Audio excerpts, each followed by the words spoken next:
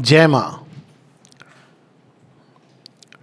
श्री अरविंद की लेखनी उसमें प्रवेश करने के पहले एक एक बात है जो मुझे बार बार स्पष्ट होती है, और वो ये है कि मानवीय भाषा, मानवीय अनुभव और जो भगवान की भाषा है और वह जो अनुभव है जिसकी वो बात कर रहे हैं, कई बार ये बहुत ही भिन्न होते हैं। केवल एक्सटेंशन नहीं होता है किंतु क्वालिटी में अलग होते हैं। ये समझने में बहुत बड़ी समस्या आती है। फॉर एग्ज़ाम्पल, जब प्रेम की बात हो रही, यहाँ प्रेम और मृत्यु का संघर्ष, तो हम स्वाभाविक रूप से समझते हैं कि प्रेम वह प्रेम जिसको हम जानते हैं, मानवीय प्रेम। तो मानवीय प्रेम अगर वही सब कुछ है तो स्पष्ट ही ना रूपांतरण की बात है ना कोई और बात है। हम जैसे प्रेम करते हैं, मतलब यहाँ तक कि बदलने की भी कोई बात नहीं है। कई बार लोग इस बात को भी उठाते हैं कि श्री अरविंद कहते हैं कि सब कुछ तो माँ कर रही हैं।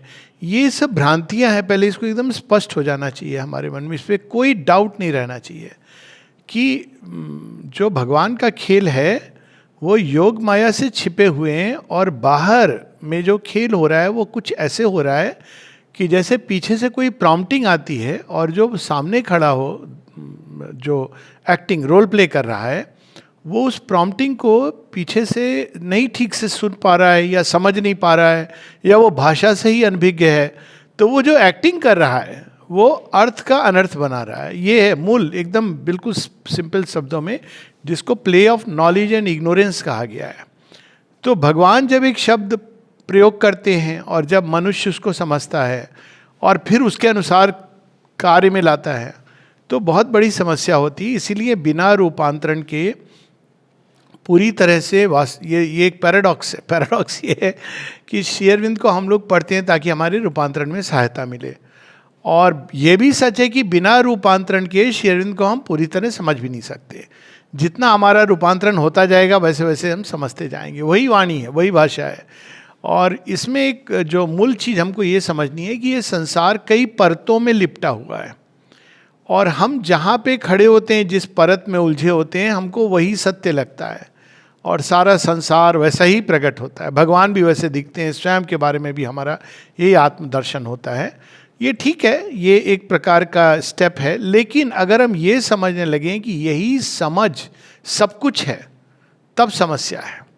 जैसे एक बच्चे को अगर आप बताएंगे कि ABCD पढ़ता है, तो उसको आप ये कहेंगे कि बच्चे पढ़ते हैं ना, अंग्रेजी भाषा में पढ़ते हैं, E = एलिफेंट। हिंदी में पढ़ेंगे तो से ईख। अब से ईख उसको समझ आती है। ईख से मतलब है गन्ना, जो लोग हिंदी भाषा से बहुत परिचित नहीं है। लेकिन अगर आप उसको बोलेंगे से ईश्वर, तो उसके लिए बहुत एक ऊपर, वो ईश्वर से ये समझ रहा है कि मेरे घर में जो मूर्ति है जिसकी पूजा हो रही है वही ईश्वर है। तो जैसे जैसे ये परतें खुलती हैं वैसे वैसे वही जीवन का सत्य वो हमको एक नई दृष्टि से उद्घाटित होता रहता है।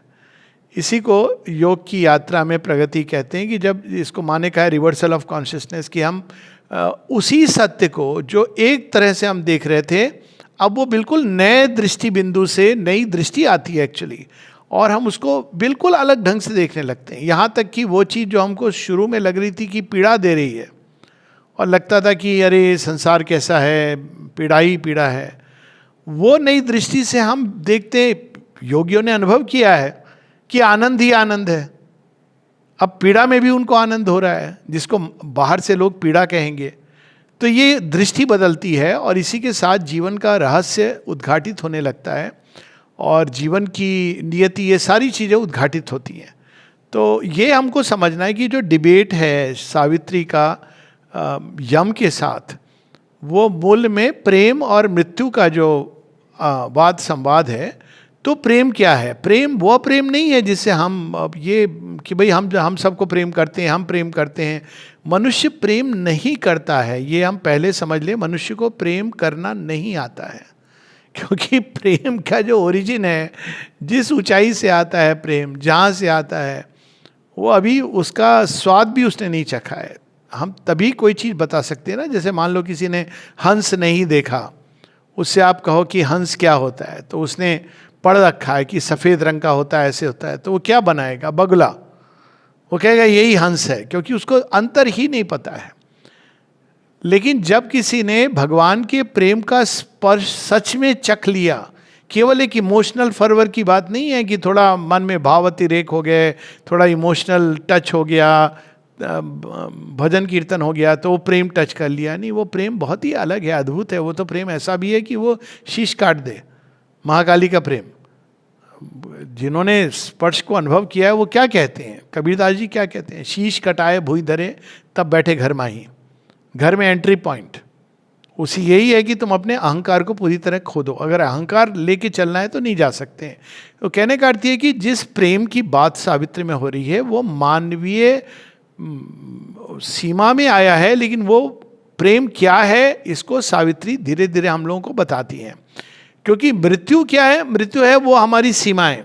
तो एक और अगर हम इसको सरल ढंग से समझें तो हमारी एक सीमित सोच है, सीमित समझ है, सीमित दृष्टि है, सीमित अनुभव है, उसी को हम सत्य मानते हैं। सावित्री कहाँ से आ रही है? असीम के क्षेत्र से आ रही हैं। यही खेल है जो ओरिजिनल खेल है वेदों में, जिसको द्वितीय और अद्वितीय, अंधकार प्रकाश, इग्नोरेंस नॉलेज, इसी का खेल चल रहा है। तो उस खेल में क्या होता है, एक दृष्टि वहाँ है, जैसे एक छोटा बच्चा है, उससे आपने खिलौना छीन लिया तो बच्चा ये कहता है बड़े खराब हो आप। और माता पिता जो सच में प्रेम करते हैं वो कहते हैं कि नहीं, ये करना है तो तेरे भले के लिए करना है। बच्चा नहीं समझ पाता है। अब देखिए, दो बिल्कुल अलग दृष्टि हैं। माँ की ओर से वो जब बच्चे का खिलौना छीन रही है तो बहुत प्रेम है उनका, क्योंकि वो जानती हैं कि अगर आज खिलौना नहीं छीनूंगी तो कल बच्चा बड़ा होकर के भी ये खिलौना ही खेलता रहेगा। और बच्चे की दृष्टि से माँ बहुत क्रूर है क्योंकि उसने मेरे साथ ऐसा किया।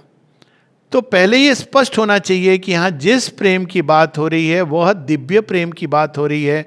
ये शब्द हम बहुत हल्के से इस प्रयोग में लाते हैं, बहुत कैजुअली यूज़ करते हैं, क्योंकि हम ये मान के चलते हैं कि हम जो प्रेम करते हैं वो दिव्य प्रेम है, पहली चीज़। दूसरा, मृत्यु। मृत्यु से भी हम केवल समझते हैं कि भाई हमारा शरीर जब पूरा हो गया तो मृत्यु हो गई, लेकिन मृत्यु से वह बात नहीं हो रही है, क्योंकि वैसे तो मृत्यु नहीं होती है, शरीर के बाद जीवन चलता रहता है, बात वहाँ उसकी नहीं हो रही है। मृत्यु वह अंधकार है, जैसे हम कल्पना करें और रोज रात को हम ये अनुभव करते हैं एक प्रकार की मृत्यु। रात को क्या होता है जब व्यक्ति बिस्तर पे जाता है, आमतौर पे मैं साधकों की बात नहीं कर रहा हूँ, उसका जो कुछ दिन भर में हुआ अब कोई नहीं है, तो अब क्या है, उसके अंदर वो शुरू होता है वो सारा खेल तमाशा। अगर उसको जो अनुभव हुए हैं वो अंदर में उसके चेतना में चोट कर रहे हैं, आघात कर रहे हैं, उस पर वो केंद्रित हो रहा है, तो क्या हो रहा है, वो धीरे धीरे सब कुछ के प्रति ऑब्लिवियस हो जाता है, अंधेरा हो जाता है। और इसको अगर हम फिजिकल सिंबल के रूप में देखें तो इतना घना अंधकार जहां अपने शरीर को छोड़ के उसको कुछ नजर नहीं आ रहा। तो मृत्यु वो एक्सट्रीम अवस्था है जिसमें हम हमारे सिवा कुछ और नहीं देख सकते, सुन नहीं सकते, समझ नहीं सकते, और हमारे सिवा भी क्या, केवल उस छोटे से बिंदु को जो पीड़ित है, जो कष्ट में है, या शरीर, बस वही हम देख पाते हैं, उसी को सत्य समझ रहे हैं। तो मृत्यु क्या करती है, हमारे जैसे आंखों पर एक इतना बड़ा अज्ञान का अंधकार डाल देती है कि हमको केवल जो हमारी इंद्रियां देखती हैं, सुनती हैं, वही हमको सच लगता है। आध्यात्मिक जीवन कहाँ से प्रारंभ होता है? जब हम ये जानते हैं कि हम नहीं जानते। ये ईश उपनिषद में कहा गया है कि अविज्ञातम विजानता, विज्ञातम अभिजानता, कि जो कुछ मैं समझ रहा हूँ, जो कुछ मैं जान रहा हूँ, जो कुछ मैं देख रहा हूँ, चाहे दुनिया बोलती हो कि नहीं नहीं आप तो बड़े इंटेलिजेंट हो, लेकिन मैं नहीं जानता, वहाँ से प्रारंभ होती है यात्रा। आमतौर पर व्यक्ति केवल अपने अहंकार के दायरे में छिपा रहता है और बहुत कष्ट भोगता है। बहुत कई बार देख के पीड़ा होती है कि क्यों वो कष्ट भोग रहा है, बिना कारण के कष्ट भोग रहा है, क्योंकि उसको केवल वो पर्दा हटाना है। और ये जब आप भगवान के प्रभाव में आएंगे तो कष्ट ये बढ़ जाएगा। क्यों बढ़ जाएगा? क्योंकि भगवान तो छीनेंगे, झपटेंगे, आपके आवरण हटाएंगे। एक वो है ना भजन, माँ काली के ऊपर है, सभी आवरण कर विदीर्ण, कूद पड़ी रण में आगे। तो वो सारे आवरण हटाएंगी, वो उसके पीछे जिसमें हम छिपे हुए, हमारा सच्चा स्व। भगवान क्या चाह रहे हैं कि हम उसको देखें, लेकिन हमको पीड़ा होगी क्योंकि वो आवरण हमको बहुत अच्छा लगता है। दो प्रकार के आवरण हैं। एक है बुरा होने का आवरण, वो तो हम लोग या तो कवर करते हैं पेंटिंग डेंटिंग करके, हम बड़े अच्छे हैं। अच्छे होने का आवरण, मैं बड़ा अच्छा हूं, तो वो भी उतारना पड़ेगा आपको, तब भगवान अपनी पूर्णता में प्रकट होंगे। तो ये मूल रूप से सावित्री जो प्रेम को लाई है, वो प्रेम क्या है? वो सृष्टि का प्रथम भगवान का प्रवेश है इस सृष्टि में जो अंधकार में चली गई है। और वो क्या कर रहा है? प्रेम धीरे धीरे धीरे संसार को उठाता हुआ ले जा रहा है। कहाँ? अपने ओरिजिन के पास। यही उसका काम है। वो प्रेम आपको ले जा रहा है खींचता हुआ, उसी में से जड़ तत्व की संभावना, जीवन, मन इत्यादि करके वो भगवान से मिलाना। ये ओरिजिनल हमारा मिलन है जिसके लिए प्रतीक्षारत हैं। अब उस मिलन में बहुत सारी चीज़ें हैं जो भटकाती हैं, और वो हम सब जानते हैं, बताने की आवश्यकता नहीं है। तो वो उस मिलन की ओर ले जा रहा है, और भटकाती भी नहीं है, वो हमको तैयार करती हैं, क्योंकि उस परम मिलन के लिए हम लोग तैयार नहीं हैं अभी। तो इसलिए वो धीरे धीरे मानवीय प्रेम, वस्तुओं से प्रेम, मनुष्य के पहले वस्तुओं से प्रेम, केवल अपने आप से प्रेम, फिर धीरे धीरे परिवार से प्रेम, इससे प्रेम, उससे प्रेम। लेकिन वो भगवान टिकने नहीं देंगे, क्योंकि ओरिजिनल प्लान क्या है कि वो प्रेम आपको वहाँ तक ले जाएगा। तो हर बार चोट पहुँचेगी तो हम कहेंगे अरे आपने तो बड़ा ये क्या किया, अरे दुनिया वाले। लेकिन दुनिया वाले ने बिल्कुल सही कर रहा है, पर हम लोगों को बुरा लग रहा है। तो ऐसे करते करते प्रेम की यात्रा है। तो वास्तव में ये सारे संसार में जो शक्ति कार्यरत है, वो प्रेम की ही शक्ति है, जो हम सबको ऊपर की ओर उठा रही है, ले जा रही है अपने अल्टीमेट। हमारा लक्ष्य क्या है? इस सारी सृष्टि का भगवान के साथ एक होना। तो एक तो थी ही, क्यों हुई अलग? अब ये एक अलग प्रश्न है जिसको सावित्री में अलग ढंग से इसकी चर्चा की गई है। लेकिन वो इसलिए क्योंकि जब हम प्रेम के माध्यम से इस पूरी यात्रा से गुजर के एक होते हैं, तो उसमें एक एनरिचमेंट होता है। यानी कि भगवान भी अपने ओरिजिन में जो हैं, ये सृष्टि के माध्यम से गुजर के there is a increased richness, मतलब गॉड इंक्रीजेस। पैराडॉक्सिकल लग रहा है, पर भगवान भी अपने आप को, उनके अंदर जितनी सारी संभावनाएं जो पड़ी हुई हैं, साधना में लीन है। शिव जी ट्रांस में, जब माँ पार्वती आती हैं, फिर कार्तिकेय, गणेश जी, ये सारे आते हैं और पूरी एक सृष्टि तैयार होती है। तो जो उनके अंदर छिपा हुआ है वो प्रकट होता है इस प्रेम के माध्यम से, और वो तब तक प्रकट होता रहता है जब तक वो फाइनली अपने अल्टीमेट, वो आनंद जिसने सृष्टि को जन्म दिया है, वही आनंद को व्यक्ति पूरी तरह अपने एक एक डिटेल में, हर एक कोशिका कोशिका में अगर हम उसमें जाएं, प्राप्त नहीं कर लेता। तो ये है यात्रा, इसी का वर्णन है। तो यहाँ मृत्यु केवल शरीर की मृत्यु की बात नहीं हो रही है, उस सब विचारधारा, फिलॉसफी कह लें, या हमारी दृष्टि जिसमें हम उस परम सत्ता को, ईश्वर को, भगवान को इस संसार से काट करके देखते हैं। तो प्रारंभ में तो कटे ही हुआ देखते हैं, क्योंकि हम इस अंधकार में रहते हैं। इंद्रिय जो दिखाती हैं उसको सच। सबसे बड़े मूर्ख अगर कोई पूछें तो वह हैं जो केवल इंद्रियों पर विश्वास करते हैं। ये विज्ञान भी कहता है कि ये सच नहीं है। पैराडॉक्स ये है कि इंद्रिय हमको क्या दिखा रही हैं? एक वाइब्रेशंस हैं चारों तरफ, विज्ञान की दृष्टि से फ्रीक्वेंसीज हैं। आपने उसको नाम रूप कह दिया, कहा ये सच है। ये तो मूर्खता है। अगर वैज्ञानिक भी होगा तो वो इतना समझेगा। इसलिए कोई एक बुद्धिजीवी व्यक्ति भी है, वो तर्क पर भी चलेगा, तो अंत में वो एग्नोस्टिसिज्म तक पहुंचेगा कि भाई मैं नहीं जानता, मेरे दायरे में मुझे चीज़ें ऐसी प्रतीत हो रही हैं, लेकिन इसका सच क्या है मैं नहीं जानता। यहाँ तक तो पहुँच जाएगा कि भाई मैं तो सीमा में देख रहा हूँ। तो उस सीमा से प्रारंभ होती यात्रा, और मृत्यु वो शक्ति है हर चीज को सीमित कर देती है। सारे कलह क्लेश की जड़ है, सारे फसाद की, कि मेरी सीमा में जो मैं देख रहा हूँ, अनुभव कर रहा हूँ, वही सच है, और इसके परे जो कुछ भी है वो सच नहीं है। एक छोटा सा एक मुझे लिमरिक याद आ गई, आई कांट हेल्प इट, वो थोड़ी फनी सी है, उसके बाद हम लोग आगे पढ़ेंगे। एक व्यक्ति कहता है, अभिमान देखिए, माई नेम इज बेंजामिन जोविट। ये लिमरिक है। लिमरिक एक 4 लाइन की हास्य तरीके से कोई प्रस्तुति होती थी। My name is Benjamin Jowett, कोई पढ़े लिखे व्यक्ति कह रहे हैं। I am a graduate from Balliol college, बहुत बड़ा कॉलेज है, नामी गिरामी, वहाँ से मैंने पढ़ाई की है। All that is knowledge I know it, and all that I do not know is not knowledge. तो ये कोई भी समझदार व्यक्ति कहेगा भैया मूर्खता की ये पराकाष्ठा है, लेकिन आम व्यक्ति यही समझता है। तो वहाँ से प्रारंभ होती यात्रा, और हम लोग उसको पढ़ते जाएंगे थोड़ा थोड़ा करके. ये डिबेट है प्रेम और मृत्यु का, और we will see that Savitri में बहुत विस्तार से इसका वर्णन है. सारे व्यू पॉइंट्स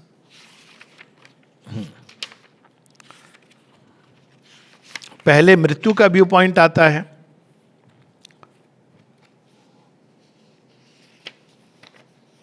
ओके, हाँ. अब मृत्यु क्या कहती है प्रेम के बारे में, कि प्रेम क्या है. ऐसा नहीं वो झूठ, मृत्यु की ब्यूटी ये है यहाँ पर, मृत्यु यानी जो डिनाई करती है. हाँ, मृत्यु को बार बार फिजिकल डेथ की बात नहीं हो रही है, वो एक अल्टीमेट उसकी विक्ट्री है. हम लोग मरे हुए लोग हैं, मतलब जीवन नहीं जीते हैं, तो फिजिकल डेथ तो एक समाप्ति होती है उस अज्ञान की. तो यहाँ पर मृत्यु क्या कह रही है कि ये सब जो स्पिरिचुअल बातें हैं, ये सब कुछ मूर्ख लोग हैं जो बैठ के मेडिटेट करना. क्या मेडिटेट करने से क्या होता है, तुम्हारे अंदर क्या है, कुछ नहीं है. साइंटिस्ट ने हाड़ मांस काट करके देख लिया, सोल कहीं नहीं है, भगवान नहीं है. वो ये नहीं देख रहा कि भाई तुम मान के चल रहे हो कि भगवान या सोल या जो भी है सब कुछ केवल मटेरियल ट्रूथ है. पहला तो मिथ्यात्व कहाँ से है, पूरे विज्ञान का ये ओरिजिनल मिथ्यात्व है. क्या है कि matter is the sole reality. आप किस आधार पर ये कह रहे हैं, ये प्रिजम्पशन है. It is a pure presumption. Matter भी अगर कहो तो हो सकता है there are states of matter जिसके बारे में हम नहीं जानते. विज्ञान भी स्वयं कहता है कि there are states of matter. Fourth state, fifth state, plasma, सारा, जिसमें जड़ तत्व ही बिल्कुल अलग तरह से बिहेव करता है. लेकिन ये एक स्ट्रांग होल्ड, जहां से पहले मृत्यु का संवाद सुन लें. मृत्यु के अधीन जो हैं वो कैसे कहते हैं, page 609, earth only is there and not some heavenly source. संसार यही सच है. अगर आप बोलेंगे लेकिन ये कहीं से तो आया होगा, नहीं नहीं, पैराडॉक्स है, अजीब है. अपने आप ये घटना हो गई कि ब्रह्मांड बन गया. मतलब मूर्खता की हद होती है कि पूरी सृष्टि, कोई एक छोटी सी बॉल बन जाए, कोई अगर उसको बोले कि ये बॉल, अगर हम पूछें ये बॉल कहाँ से आ गई, दूसरा बोले ऐसे ही आ गई, तो आपको क्या लगेगा कि भाई नहीं कारण जानते हो तो कह दो कि कारण नहीं मालूम है. पूरी सृष्टि, अगर आप ब्रह्मांड को देखें, इस व्यापक ब्रह्मांड को, अद्भुत है. बल्कि वैज्ञानिक को तो सबसे पहले विश्वास करना चाहिए. मेरे साथ तो कम से कम यही हुआ था कि जितना मैं मेडिसिन को, एनाटॉमी, ये सब पढ़ता था, कहता हूँ ये तो भगवान का प्रमाण है.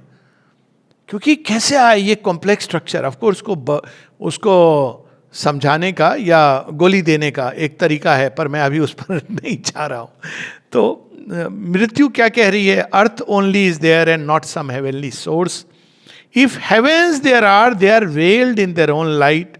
कहते हैं होंगे, मृत्यु कह रही सावित्री को, होंगे उच्चतर लोक, उनका यहाँ से कोई लेना देना नहीं है. कभी सुना है उच्चतर लोकों के बारे में लोग ये कहानियाँ सुनाते हैं? यहाँ तो ऐसा कुछ भी नहीं है. सुना है वहाँ घोड़ा उड़ता है, 7 ट्रंक्स वाला, 7 सूंड वाला ऐरावत है. यहाँ तो ऐसा कुछ नहीं है. तो कहाँ से मेल है?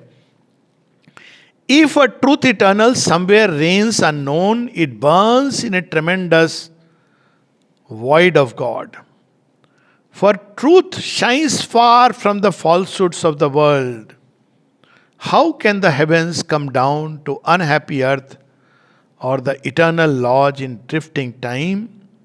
How shall the ideal tread earth's dolorous soil, where life is only a labor and a hope? Only the mute alone can forever be. In the mute, in the alone, there is no room for love.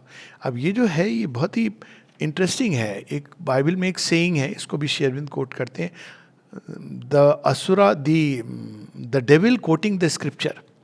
अगर आप पढ़ेंगे तो ऐसा लगेगा, अगर इसको out of contact, कई लोग कोट भी करते हैं सावित्री से मिस कोट, ये डेथ कह रहा है. और ये आपको बहुत सारे स्वामी जी भी बोलेंगे, और लगता है कि हाँ बात तो सही है.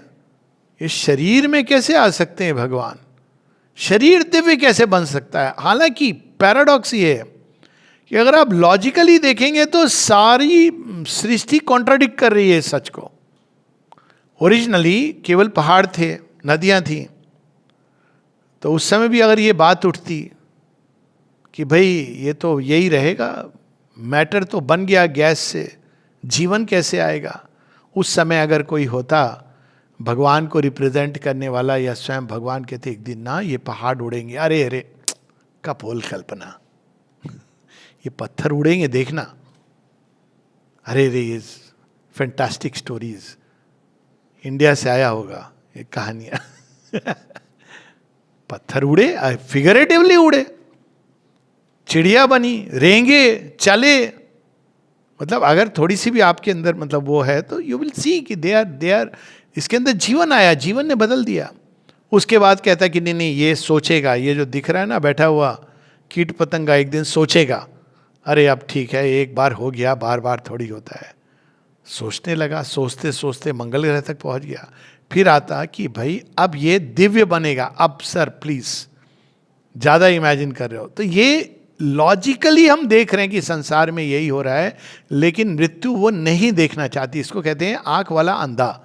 तो यहां पर ये आ रहा है इन वेन, अब मृत्यु कह रही है ये सब, in vain is seen the shining upward way, earth lies unchanged beneath the circling sun, she loves her fall and no omnipotence, her mortal imperfections can erase. कभी कभी लोग बोलते हैं, यहां भी बोलते हैं, अब यह आज ही कोई मुझे बता रहा था,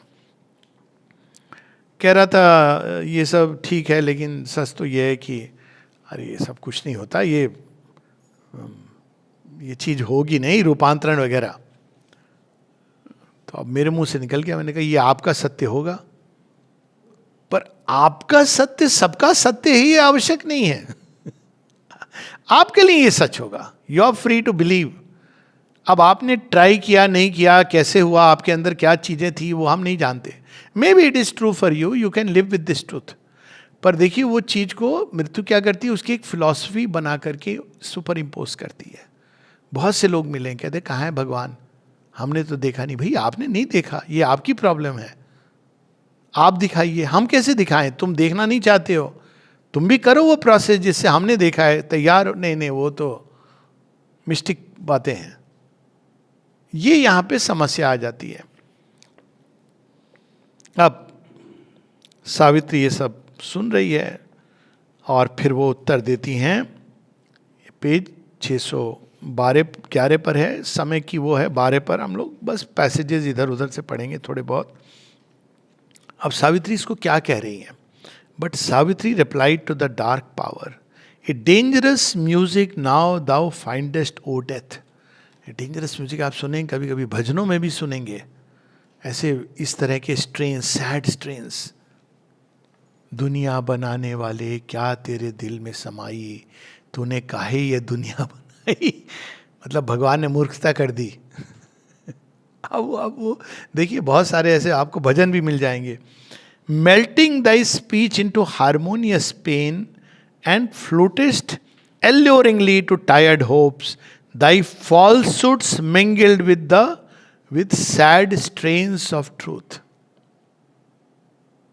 कई बार लोग कहते भाई हमारे जीवन में हमने तो यही देखा कि प्रेम हमेशा मिथ्या होता है। तो मैं तो ये पूछता हूं कि तुमने प्रेम करना सीखा, जाना? तुमने जैसे प्रेम किया वो मिथ्या हो सकता है, पर जब तुमने सच को जाना ही नहीं तो प्रेम कैसे सच होगा? You have to first know the truth. पर ये sad strains of truth, खैर ये चलता रहता है दोनों का। अब हम लोग आ जाएंगे डिबेट जो होता है लव एंड डेथ का। उसके पहले मृत्यु सावित्री को एक अंतिम बार कह रही है, love is a honey and poison in the breast.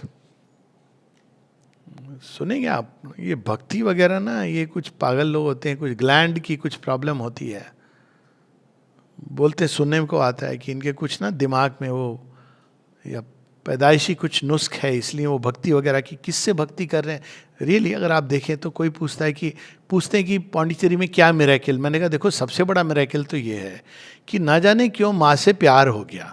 तो कहते इसे मिरेकल, मैंने कहा देखा नहीं माँ को, सुना नहीं उनको, प्यार हो गया। क्यों हो गया? कोई लॉजिक नहीं है इसकी। आमतौर पर आप देखते हो, मिलते हो, कहीं से तो कुछ सुनते हो ना, उसके बाद आपका प्यार होता है। लेकिन क्या क्यों प्यार हो गया? और केवल प्यार हुआ यही नहीं है, ऐसा प्यार हो गया कि लगता है वो प्रेम की एक बूंद और संसार का पूरा प्यार दो पलड़ों में लग दो तो ये एक बूंद भारी होगी। तो लोग कई बार कहते हैं कि आप सिर फिरे हो, तो कहना पड़ता है कि भाई आप भी सिर फिरे हो। हमें तो लगता है कि आप अंधे हो, आप अनुभव ही नहीं कर पा रहे हो जो मेरे लिए लिविंग सत्य है। अब कौन इसमें सिर फिरा है ये तो भगवान जाने। लेकिन वो क्या कह रहा है, love is a honey and poison in the breast, drunk by it as the nectar of the gods. क्यों? क्योंकि मृत्यु केवल उसी प्रेम को जानता है जो टूट जाता है, वो उसी को मानवीय प्रेम उसकी अल्टीमेट सीमा है। मनुष्य के प्रेम में भी एक उत्कृष्ट प्रेम है जो चैत्य का प्रेम है, वो उसको नहीं जानता है क्योंकि वो मृत्यु के अधीन नहीं है। मृत्यु वही जानता है जो उसके अधीन है चीजें। Earth's human wisdom is no great browed power, and love no gleaming angel from the skies, if they aspire beyond earth's dullard air, arriving sunwards with frail waxen wings. How high could reach that forced unnatural flight? ये बहुत interesting है कि Sherwin ने यहाँ waxen wings की बात करी है। ये ग्रीक स्टोरी है, एक्चुअली ग्रीक मिथोलॉजी की स्टोरी है, जहाँ पहली बार किसी ने कल्पना की कि डिडेलस और इकारस, ये दो भाई थे, तो ये कह रहे थे कि भाई हम उड़ना, ये चिड़िया उड़ सकती तो हम क्यों नहीं उड़ सकते। तो उन्होंने कहा क्या करें? बोले कुछ नहीं है, उनके पंख जैसा कुछ बनाना है हमको। तो पंख जैसा बनाना है तो उनकी जो फेदर्स हैं वो तो मिलते मतलब मार भी डालो तो मिल जाएंगे। तो उन्होंने वो फेदर्स लेके पंख बनाए। तो पंख कैसे जोड़ेंगे? वैक्स से उन्होंने जोड़ दिया पंख और हाथों से ऐड कर दिया। कहा बस हो गए, अब जैसे चिड़िया उड़ी हम भी उड़ सकते हैं। चिड़िया क्या करती है? इस तरह से करती है। ये रियल स्टोरी है डेडलस इकारस की। दोनों भाई हैं, हमारे यहाँ जटायु संपाति की, लेकिन हमारी बड़ी सोफिस्टिकेटेड स्टोरी है। तो ये दोनों कहा लेकिन उड़ेंगे, फ्लाइट कैसे टेक ऑफ करेंगे? तो एक क्लिफ थी, पहाड़ जहाँ एज है, अब एज के नीचे क्या है? खाई है। कहते बस हम दौड़ के जाएंगे और बस करना शुरू कर देंगे चिड़िया जैसे करती है। कुछ पता नहीं है ग्रेविटी का इसका। गया तो पहला तो गिर के चट्टान से टूट गया, दूसरा घबराए, तो मिथोलॉजिकल स्टोरी है, वो थोड़ा चल उड़ने की चेष्टा की। अब वैक्स है, वैक्स आपको कब तक जोड़े रखेगी? जैसे ही सूरज की किरणें पड़ी वैक्स पिघल गई, दोनों की मृत्यु हो गई। लेकिन क्या ये असफल रहा? ये प्रश्न करने वाली बात है। इस स्वप्न ने आज जेट एज को हमारे सामने प्रस्तुत किया, क्योंकि मनुष्य ने वो स्वप्न देखा। मैंने दा विंची के म्यूजियम में एक्चुअली देखा हुआ है कि वो कैसे दा विंची ने ड्राइंग्स बनाए, केवल मानव शरीर के नहीं, एयरक्राफ्ट्स के। हमारे रामायण में पुष्पक विमान था कि नहीं ये इंपॉर्टेंट है ही नहीं। आवश्यक ये है कि किसी ने ये सोचा कि एक भौतिक स्तर का जहाज उड़ सकता है। आज वो सच हुआ। लेकिन मृत्यु क्या कर रही? केवल अभी ऐसी वो कहती है अरे सुपरामेंटल बॉडी, डेथलेस बॉडी, ये सब तो कल्पना है। लेकिन कुछ लोग अभी इस स्वप्न को देख चुके हैं, इवन वैज्ञानिक देख चुके हैं कि क्या हम मृत्यु से पार जा सकते हैं। तो यहां पर मृत्यु इस तरह के आर्ग्यूमेंट दे रही है। अब सावित्री फिर नेक्स्ट पेज, नेक्स्ट कैंटो है the debate of love and death, page 621 पे सावित्री का प्रारंभ हो रहा है। Thou hast woven the ignorant mind into a screen. Ignorant mind screen कैसे बनता है? कि इग्नोरेंट माइंड क्या है? जो मैं देखता हूं, सोचता हूं, जानता हूं, वो सच है। अब यही आपका स्क्रीन बन गया। इसीलिए ज्ञान की पहली शर्त है, first condition, I don't know. जब प्रारंभ वहां से करते कि मुझे नहीं मालूम, तब आप जान सकते हो। अगर आप ये मान के चलोगे कि मैं जानता हूं, तो संसार का कोई भी टीचर आपको नहीं सिखा सकता कुछ भी। जो खुद ही, और ये खुद ही समझ आ जाता है। एक एग्नोस्टिक यही प्रोसेस से गुजरता है। We all have pass, I have gone through this process कि भाई we don't know, I can't know. ये सेंसेस तो लिमिटेड है, ये तो कोई भी बता देगा। माइंड की भी सीमा है, एनालिसिस से सारी चीज़ें आप कैसे जानोगे? क्योंकि ये वर्ल्ड तो एनालिटिक प्रोसेस के परे कोई चीज़ है, उससे निकलता है। कोई अंडे के अंदर एनालिसिस का प्रोसेस नहीं होती है। कोई मुर्गी ये नहीं कहती अच्छा मैं एनालाइज करके टाइमर फिट कर देती हूँ, इस टाइम पर ऐसे डेवलप नहीं होती है। वी ऑल नो कि ये एनालिसिस से नहीं उपजा है संसार। एक इंट्यूशन है, प्रज्ञा है जो काम कर रही है। तो जो प्रज्ञा से उपजा है उसको आप एनालिसिस से कैसे जान सकते हो? वो फैकल्टी आनी चाहिए, वेरी सिंपली। आप एनालिसिस से उसके कोई बाहरी रूपरेखा को समझ सकते हो। कोई एनालिसिस करके बता दे, आप प्रोसेस बता दोगे कि ऐसे ऐसे हुआ प्रोसेस। फॉर एग्जांपल शरीर के अंदर मनुष्य कैसे जन्म लेता है, प्रोसेस बता दोगे। कहाँ से शुरू होता है? एक जाइगोट, जाइगोट का क्या वजन होगा? 0.00 बताएं कितने मिलीग्राम माइक्रोग्राम होगा। अगर आप फर्स्ट स्टेप पर रुक जाओगे उस प्रोसेस के और आपको कुछ नहीं मालूम है आगे का, तो आप बोलोगे इससे मनुष्य निकलेगा और वो जहाज उड़ाएगा, सेज बनेगा। You will say it is impossible. अब प्रकृति कैसे करती है? प्रोसेस आपने जान ली, लेकिन वो लॉजिकल एनालिसिस से नहीं कर रही है। उसके अंदर एक प्रज्ञा है जो कार्य कर रही है। वो लॉजिक से उपजे नहीं है संसार, लेकिन वो प्रज्ञा इतनी ब्यूटीफुल है जिसको कहते हैं कि पुष्प निकल आए, सुंदर तारा नक्षत्र, एक गैलेक्सीज, माउंटेन्स, रिवर्स। क्या प्रज्ञा है! इट्स अमेजिंग कि वो बच्चे का केवल आप जन्म देखो तो इट्स ए ट्रेमेंडस इंटेलिजेंस। तो यहां सावित्री कह रही है कि thou has woven the ignorant mind into a screen. भगवान को जानने के लिए पहले यह मानना होता है कि हम नहीं जानते। स्क्रीन, भगवान क्या, किसी भी सत्य को। And made of thought errors परवेयर and scribe. कैसे बनता है थॉट एरर्स परवेयर? कि भाई मैं तो जानता हूं, वास्तव में मैं नहीं जानता हूं, लेकिन मैं जानता हूं। अब हम अपने थॉट से उसको जस्टिफाई करते जा रहे हैं। ये बड़ी कॉमन चीज है। आप किसी को भी कहीं इसमें खेल में पकड़ सकते हैं। कहते देख तो डिस्कस कर रहा है या तू सोच रहा है कि तू जानता है। एक है डिस्कशन के थ्रू आप एक निष्कर्ष पे पहुंच रहे हैं, लेकिन अधिकांश लोग डिस्कस नहीं करते हैं। वो उनको ये एक मिथ्याभिमान होता है कि मैं जानता हूं, और डिस्कशन के द्वारा, विचारों के द्वारा वो अपने उस मिथ्या ज्ञान को, या जिसको समझते हैं कि ज्ञान है, उसको वो शब्दों में प्रकट करते हैं। तो ऐसे लोगों से डिस्कशन का कोई मतलब नहीं है। उन्होंने ये ठान लिया है कि मैं जानता हूं। तो यहां पर उसकी बात हो रही है, made of thought and a false witness of mind servant sense, an aesthete of the sorrow of the world, champion of a harsh and sad philosophy, thou hast used words to shutter out the light and called in truth to vindicate a lie. शरीर सच है, truth है। शरीर एकमात्र सत्य है, ये लाई है। ये सच है कि शरीर के दर्शन होते हैं, भगवान के ऑर्डिनरीली नहीं होते हैं। तो called in truth to vindicate a लाई।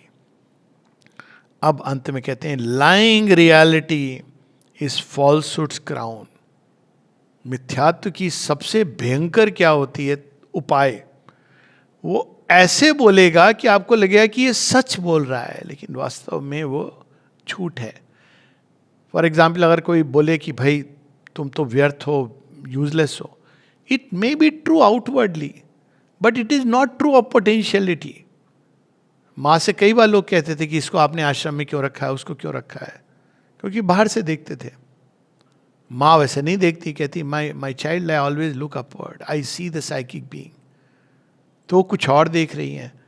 तो lying reality is falsehood's crown and a perverted truth her richest gem. O death thou speakest truth, but truth that slays I answer to thee with the truth that saves. Truth that slays क्या? अगर शरीर ही सच बात है, logically बात मैं कर रहा हूँ, प्योर लॉजिकली, कि अगर शरीर ही एकमात्र रियलिटी है तो सबको जाकर के वन शुड फिनिश इट, या गांजा भांग अफीम, because it makes no meaning. If अगर यही सच है, ये अंत जो होता है जिसको हम कहते हैं यही सच है, तो फिर आप कुछ भी क्यों कर रहे हो? कुछ भी करने की आवश्यकता नहीं है।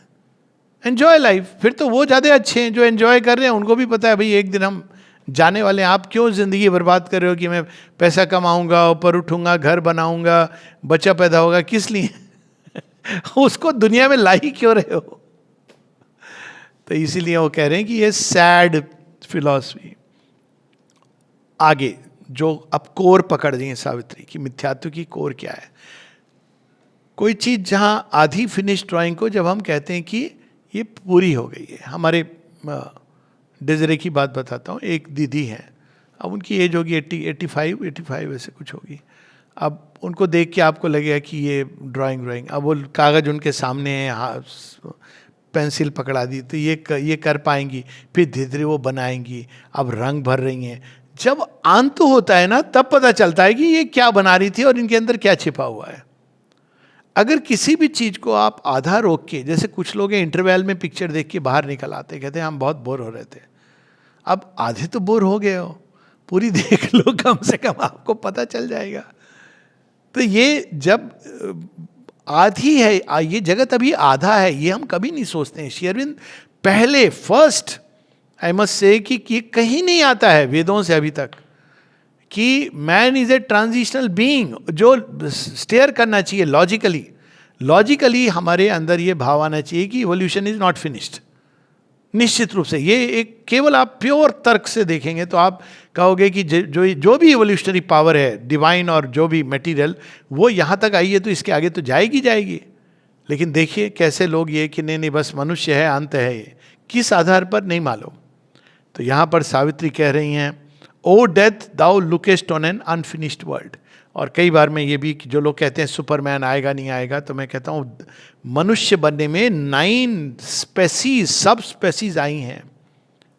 और अगर आप ठीक पहले के इस मनुष्य के, फाइनल मनुष्य के पहले जो आप मनुष्य की स्पेसीज को देखोगे, सब स्पेसीज को, तो देख के लगे अरे ऐसा था मनुष्य, अभी तो फिर भी थोड़ा डिसेंट लगता है। तो वही बात कह रहे हैं कि unfinished world, assailed by thee and of its road unsure, peopled by imperfect minds and ignorant lives, and sayest God is not and all is vain. आज तक नहीं हुआ तो कभी नहीं होगा, ये क्या लॉजिक है? बोलिए, लोग तो यही कहते हैं ये लॉजिक है। तो सबसे लॉजिकल चीज है कि आज तक नहीं हुआ नहीं होगा। भाई तुमसे ना होगा वो अलग बात है, पर होगा, कोई ना कोई तो करेगा, निश्चित रूप से ये होगा।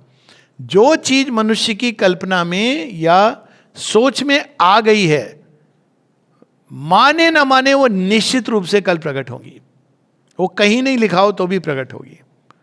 एक न्यू बीइंग का, न्यू स्पेसी की बात पिछले आई थिंक 60, जब से सिनेमा प्रोमिनेंट हुआ तो ये चीज आ गई है। स्टीवन स्पीलबर्ग की किसी ने फिल्म देखी होगी, कोकून, फिल्म बनी उस पर, कोकून 1, 2 उतनी अच्छी नहीं, पर कोकून 1 ये संभव है। इसके भी पहले टेलार्ड डे चार्डिड, ये मनुष्य की परिकल्पना में आ गई है कि मनुष्य के आगे कोई चीज आएगी।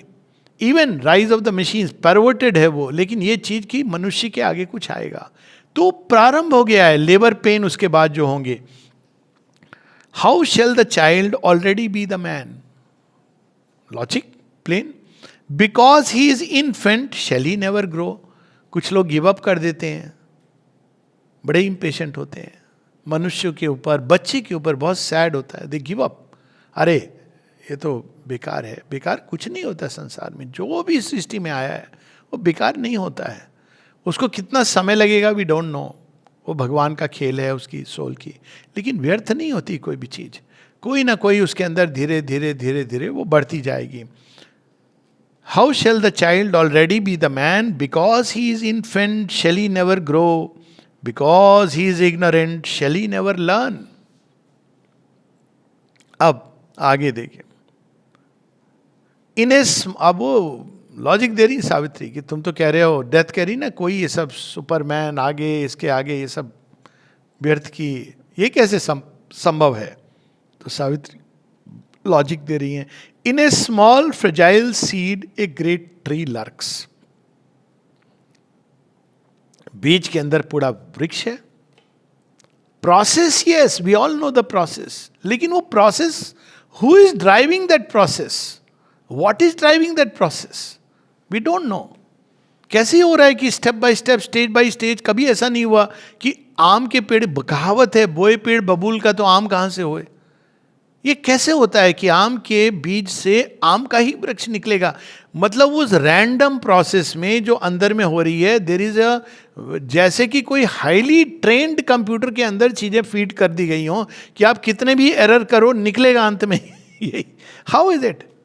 ये अपने आप में एक विचार का विषय है।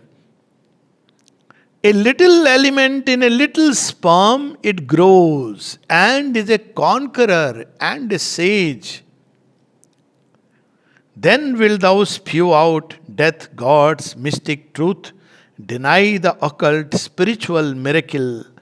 Still will thou say there is no spirit, no God. अब डेथ क्या चाह रही है? बार बार डिस्करेज करना, मनुष्य हो गया, समा हो गया, बस अब यहाँ छोड़ दो. ये डेथ का काम है, डिवाइड करना, सेपरेट करना. मनुष्य भगवान, अगर भगवान है भी तो दोनों का कोई मेल नहीं. आप देखिए ऐसे फिलॉसफीज आई हैं, दर्शन आए, और अभी भी आप देखेंगे ऐसे लोग हैं जो इसको स्पिरिचुअल उसका नाम देके कि भगवान तो केवल सर्वसाक्षी हैं बस, उनको इससे क्या लेना देना है इस संसार से. Beware, be careful. सर्वसाक्षी एक भाव है भगवान का, पर वो केवल साक्षी हैं ये सत्य नहीं है. क्योंकि तब आपने क्या किया? काट दिया उनको इस पृथ्वी के साथ. साक्षी भी हैं पर साक्षी ही हैं, ये अंतर है.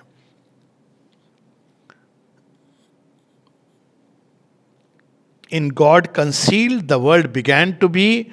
Tardily it travels towards manifest God. Our imperfection towards perfection toils. The body is the chrysalis of a soul. Chrysalis क्या होती है? जो घोंगा क्या बोलते हैं उसको, शेल के अंदर जो होता है ना, वो जो भी चीज, हाँ शेल जो होती है, जो घोंगा हम लोग बोलते हैं, snail.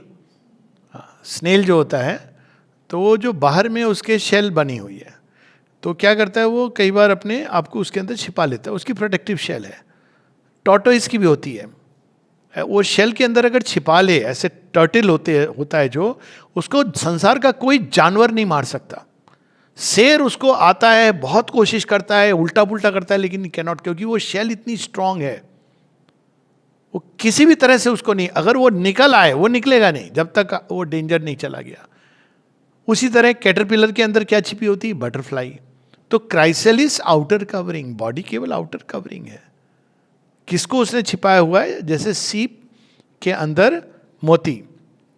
The infinite holds the finite in its arms. Matter its mystery hides from its own eyes. कोई सोचे कि जड़ तत्व तो कहाँ से निकला है? बड़ी फैसिनेटिंग है ये स्टडी. और वो कहाँ से निकला है उसके ओरिजिन में I am resisting the temptation to talk about. You will end up with the divine. जड़ तत्व के जो लेयर्स हैं, विज्ञान की बात कर रहा हूँ मैं, कोई विज्ञान की बात, प्योर साइंस की बात कर रहा हूँ, फिजिक्स, जो आपको जड़ तत्व को अपने ओरिजिन में अगर आप ले जाएंगे तो you will be compelled to take it कि एक अक्षय कोई सत्य है जहाँ से निकला है. Of course you will use the word spirit या whatever, pure matter, true matter, वहाँ तक तो ले जाएगा ये, जिसको आप कह सकते हैं स्पिरिचुअल सब्सटेंस. फिर सावित्री उदाहरण देती हैं. Matter its mystery hides from its own eyes, a scripture written out in cryptic science. क्या बात है कि जो ओरिजिनल स्क्रिप्चर है, वेद कहाँ लिखे हुए हैं? ये जड़ तत्वों में लिखे हुए हैं. All here bears witness to his secret might. In all we feel his presence and his power. A blaze of his sovereign glory is the sun. A glory is the gold and glimmering moon. A glory is his dream of purple sky. A march of his greatness are the wheeling stars. मतलब आप जहाँ देखो, कहाँ नहीं दिखेगा वो परम सौंदर्य, वो आनंद, वह प्रेम जिसको हम भगवान कहते हैं, वो प्रकाश. His laughter of beauty breaks out in green trees. His moments of beauty triumph in a flower. The blue seas chant, the rivulet's wandering voice are murmurs falling from the eternal's harp. This world is God fulfilled in outwardness. ये सत्य सावित्री. और सच में अगर आप, जैसे मैं बात कर रहा था, इवन प्योर फिजिक्स की बात करें, फोटोन, लाइट पार्टिकल्स, मास नहीं है, उसकी जो स्पीड है, इट कैन साइमल्टेनियसली, वो यहां भी है वहां भी है, लेकिन आप ट्रैवल कर रहा है, आप ये भी कह सकते हैं. अद्भुत है वास्तव में. अजब तेरी कारीगरी रे. ये अपने आप होने वाली घटना की रैंडमली सब कुछ हो गया.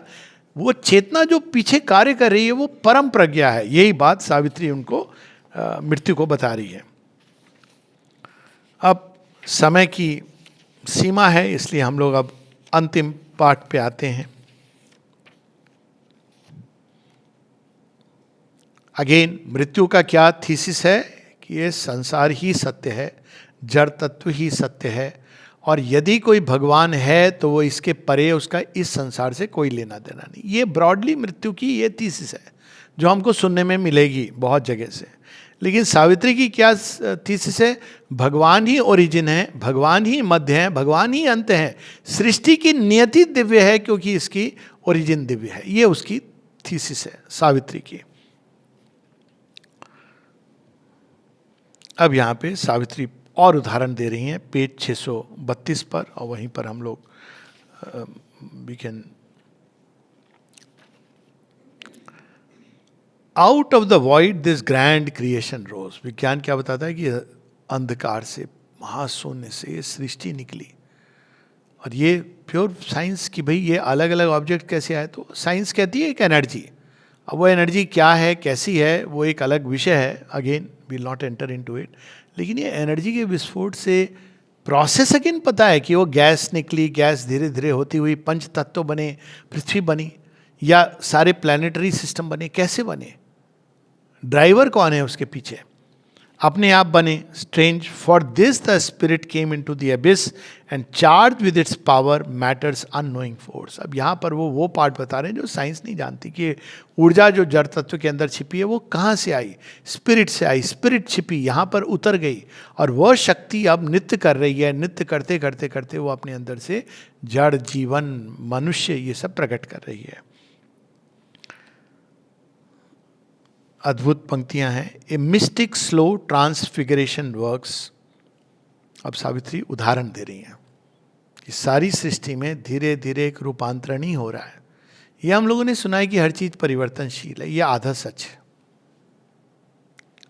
जब हम ये कहते हैं ना सब कुछ परिवर्तनशील है, ट्रांजिएंट है, लगता है फिर क्या फायदा, सब तो बदल जाएगा। नहीं परिवर्तनशील के साथ ये भी है कि एक दिशा है, वो कहीं जा रही है। ये परिवर्तन कैजुअल नहीं है, अकस्मात होने वाली रैंडम प्रोसेस नहीं है। उसकी एक दिशा है और एक गोल है जिधर वो जा रही है, क्योंकि इसका जो ड्राइवर है इस परिवर्तन का वो स्वयं भगवान है, और वहाँ उसकी बात हो रही है। A mystic slow transfiguration works all over earth starts from mud and ends in sky. And love that was once an animal's desire. अब प्रेम, स्वयं सावित्री सीक्रेट बता रही है प्रेम का, जिसको आमतौर पे हम प्रेम कहते हैं, जिस पर बड़े बड़े गीत बन गए, ये बन गए। वो क्या है? केवल एक बाहरी आकर्षण विकर्षण, animal's desire. Then a sweet madness in the rapturous heart. फिर जब मनुष्य बन जाता है तो उसी ये मेरा प्रेम पत्र पढ़ के कि तुम नाराज ना होना, कि तुम मेरी जिंदगी हो, 4 दिन चलेगा उसका ये खेल पर उसी में वो थोड़ा जोड़ देता है स्वीट मैडनेस। वो पागलपन होता है ना, लगता है यही मेरा सब कुछ है उस थोड़े दिन बस प्रतीक्षा करने की आवश्यकता है, ये सब कुछ कुछ नहीं हो जाएगा पेड़ की, इसलिए पुरानी पिक्चरें सारी पेड़ के चारों तरफ चक्कर लगा के ख़त्म हो जाती है। शादी के बाद नहीं दिखाते थे। बड़ी हिम्मत की जब लोगों ने शुरू किया दिखाना शादी के बाद क्या होता है। अब देखिए 60s की मूवी, 70s लव हो रहा है, उसमें जो कुछ हुआ, अंत में वो एक गाड़ी जा रही है जिसमें हनीमून लिखा हुआ है, क्योंकि वो डेयर नहीं करते थे दिखाने का उसके बाद की सच्चाई। लेकिन फिर धीरे धीरे वो, लेकिन क्या वही सच है? नहीं, उसके आगे का भी सच है। तो and love that was once an animal's desire, then a sweet madness in the rapturous heart. इसके आगे कहाँ प्रेम जा सकता है? An ardent comradeship in the happy mind. जब आपके विचारों का आदान प्रदान होता है, विचारों में एक कोई चीज मिलती है, ये थर्ड लेवल है। उसके आगे N ardent comradeship in the happy mind becomes a wide spiritual yearning space. जो रियल प्रेम है, चैत्य में जब दोनों के एक ही अग्नि जल रही है, तब ये प्रेम की रियल सेंस में शुरुआत होती है। An ardent, a lonely soul passions for the alone. तब आप, there is a togetherness, beautiful, बड़ी अलग तरह की। और माँ ने शब्द यूज किया है इसके लिए, श्री अरविंद माता जी ने, कॉम्प्लीमेंट्री बीइंग्स। बड़ा रेयर है कि एक ही अभिप्सा दोनों के हृदय में उठ रही है।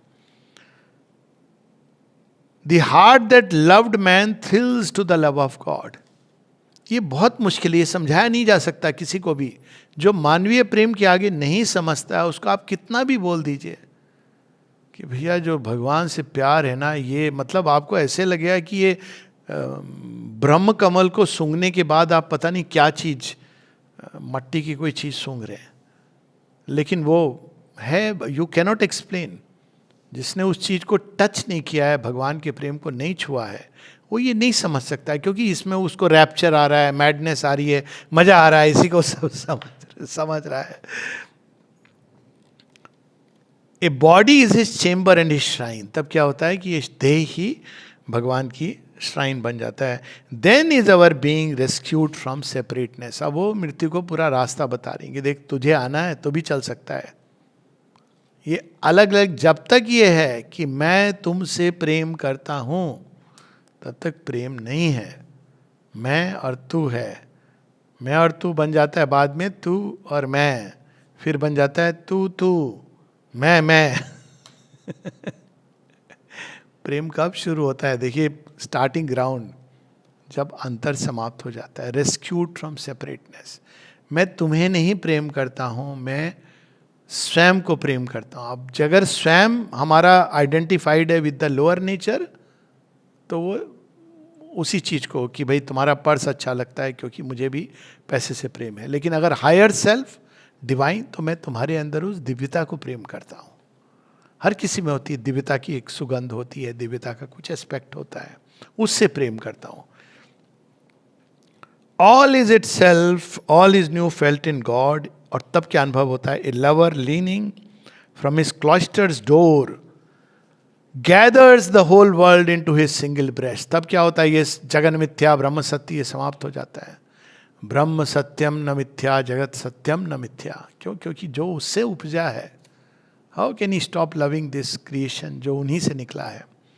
Then shall the business fail of night and death, when unity is won, when strife is lost and all is known and all is clasped by love. अभी हम कैसे क्लासिफ करते हैं? By the ego. ईगो क्या करता है? अपना बनाना चाहता है। फिर उसका एक दूसरा खेल होता है, मैं तुम्हारा हूं। मिसलेड मत होइएगा वो स्टार्ट करने के लिए गेम है। लेकिन जिस दम ये समझ जाते हैं कि from the divine to the divine I make speed, ये दो नहीं है, एक ही सेल्फ है जो दो शरीर में है, उस समय सच्चे प्रेम की शुरुआत होती है। तो यहाँ पर सावित्री कह रही हैं, and all is known and all is clasped by love with a capital L, who would turn back to ignorance and pain. दुख खत्म हो जाएगा, आपको किसी अवस्था में दुख नहीं होगा। क्यों? कभी आपके हाथ से अगर अपने हाथ को चोट लगती है तो आप क्या कहते हो? जोर से भी लग गई, दांत जीभ आ जाती है ना, दांत के नीचे है। कई बार मैं ये एग्जाम्पल देता हूँ, तो क्या आप दांत अपना तोड़ देते हो या तुड़वाने चले जाते हो या दांत को गाली देते हो? नहीं करते ना। लेकिन किसी और के दांत से, किसी और की वाणी से आपको चोट पहुंची, हाँ मुझे ऐसा कह दिया जिस दिन आप ये जान लोगे वो दांत भी मैं ही हूं समस्या ही खत्म।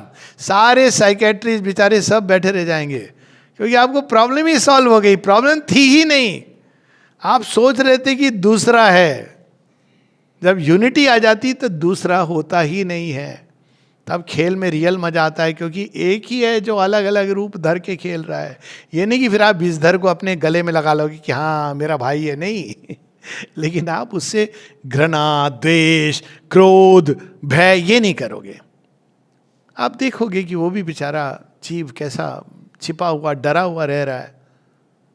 आप कहोगे भैया आपने घर में रहना है, होता है हमारे डेजरे में एक बार आ गया, सांप सपेरे को बुलाओ, ये करो। कहा क्या प्रॉब्लम है, उसको प्रे कर लो। मैंने कहा देखो भाई चूहे उधर है ये हमारे और मेरे स्कूटर के ही बगल में स्टैंड, वहां पर लोगों ने तो मैंने कहा यहाँ क्यों आ रहे हो, यहाँ क्या मिलेगा तुमको? डर रहे हैं लोग।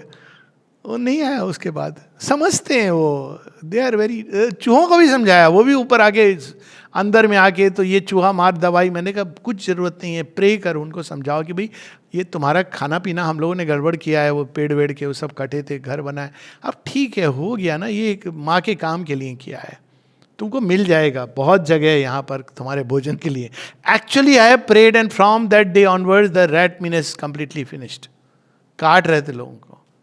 तो वी कैन डील बड़ा डिफरेंटली. ये नहीं कि आप चूहों को मेरे घर में पाल लो, ये नहीं करते हो आप, ये जानते हो डिफरेंस, पर आपका way of dealing this two is divine.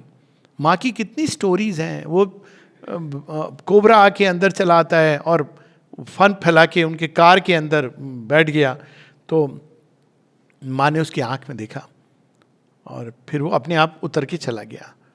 तो दादा ने कहा, माँ ऐसे ऐसे जीवों को तुम्हें नहीं शरण देनी चाहिए. मतलब वो कुछ भी कर सकता था. तो माँ कहती है, मैं क्या करूं, मैं माँ हूं ना, माँ हूं ना, यश हूं.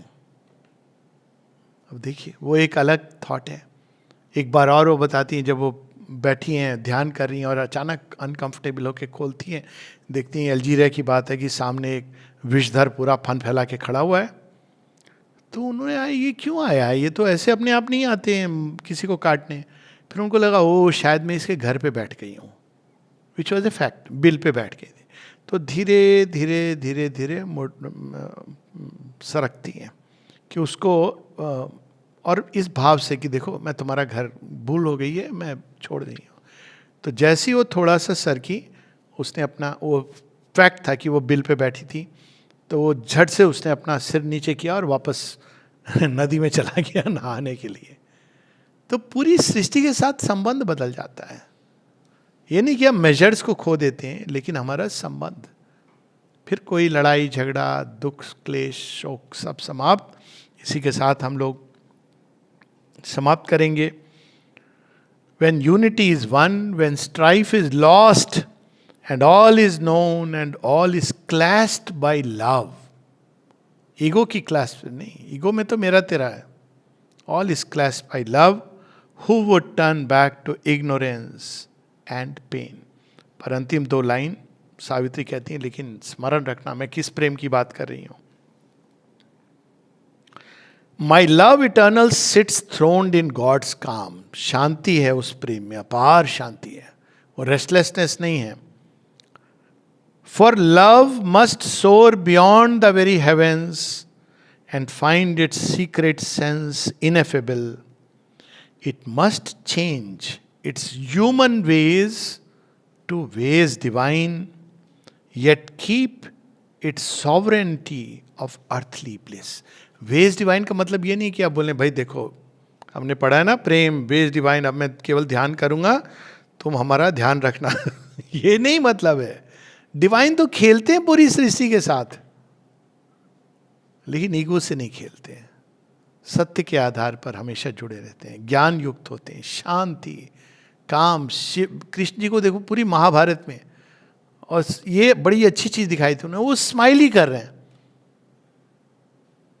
शिव जी जब संहार भी कर रहे हैं तो वो स्माइल करके डांस कर रहे हैं, क्योंकि वो प्रेम है उसके अंदर. जहाँ प्रेम है वहाँ आनंद है, जहाँ प्रेम है वहाँ एकत्व है, जहाँ प्रेम है वहाँ विजय है, जहाँ प्रेम है वहाँ भगवान का काम है. जय माँ.